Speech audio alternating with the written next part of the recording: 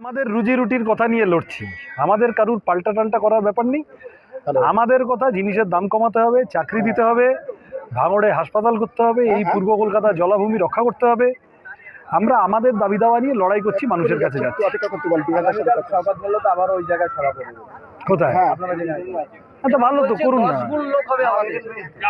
হ্যাঁ, আমরা তো এইবারে একটা প্রথম এটা দিয়ে আমরা শুরু করলাম।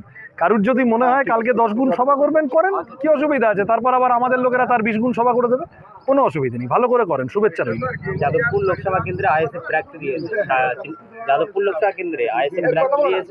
তৃণমূল প্রার্থী সায়নিবাস গতকালকে তিনি মিছিল করার সময় বলেছিলেন যে সিপিআইএম ঘুমিয়ে পড়েছে, লেপ কম্বল মুড়ি দিয়ে ঘুমিয়ে পড়েছে, কি বলবেন? তো এখন এই এত গরমকালে কেউ লেপ কম্বল মুড়ি দিয়েছে যদি বলে, সেটা সে দিতে পারে, আমি তার উত্তরে কি বলবো? আমার এইসব কথা উত্তর দেওয়ার ব্যাপার নেই। আমার লড়াই কোনো ব্যক্তির বিরুদ্ধে নয়, তৃণমূল বিজেপির বিরুদ্ধে। কারুর যদি মনে হয় লেপ কম্বল দিয়ে ঘুমাবে, ঘুমাক। আমরা রাস্তায় আছি, তোমাদের সাথে রোজ দেখা হচ্ছে রাস্তায়। আমি আবার বলছি, শোনো, কে কি বলেছেন ওগুলো ভালো, তারা বলেন, খবরে থাকতে অনেককে অনেক কথা বলতে হয়, কিন্তু রুজি রুটির লড়াই নিয়ে লড়ছে লাল ঝান্ডা। আর তোলাবাজির বিরুদ্ধে, দাঙ্গাবাজির বিরুদ্ধে সেই লড়াইতে লাল ঝান্ডা আর যারা যারা তৃণমূল বিজেপির বিরুদ্ধে আছে সবাইকে সাথে চাইছে। আমার মোদ্দা কথা এই। আপনি এর আগে বহুবার ভাঙড়ে এসেছেন, কয়েকবার আপনি এসেছেন, তো বারবার বলেছেন যে আইএসএফকে আমরা সঙ্গে চাই, কিন্তু আমরা দেখলাম যে আইএসএফ এখানে প্রার্থী ঘোষণা করেছে এবং তারা আলাদা মিছিল করছে, প্রচার করছে। সেক্ষেত্রে এই যে ভাঙড়ের বুকে আইএসএফ জিতে রয়েছে ভাঙড়ে বিধানসভায়, সেক্ষেত্রে ভাঙড়ে কি হবে বলে?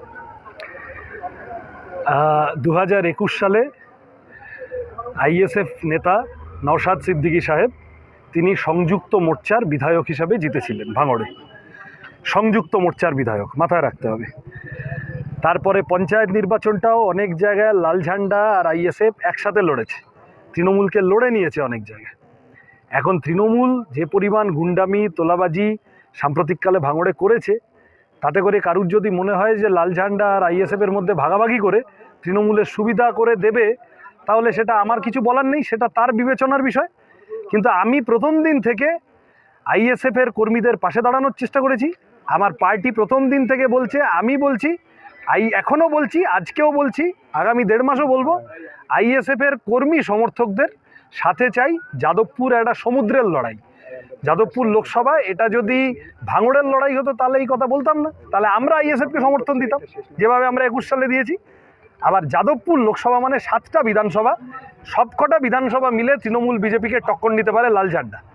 সেখানে দাঁড়িয়ে ভোট ভাগাভাগি করে তৃণমূল বিজেপির সুবিধা যাতে কেউ না করে দেন, তাতে কারুর লাভ হবে না। আইএসএফের কর্মী সমর্থকদেরও দুঃখই হবে তৃণমূল জিতে গেলে, তারা বিপদে পড়বেন। সেই কারণে বলছি, লাল ঝান্ডাকে শক্তিশালী করবেন, চলুন একসাথে আসি, যাদবপুরে তৃণমূল বিজেপিকে হারাই, তাতে ভাঙড়ে আইএসএফেরও লাভ আছে।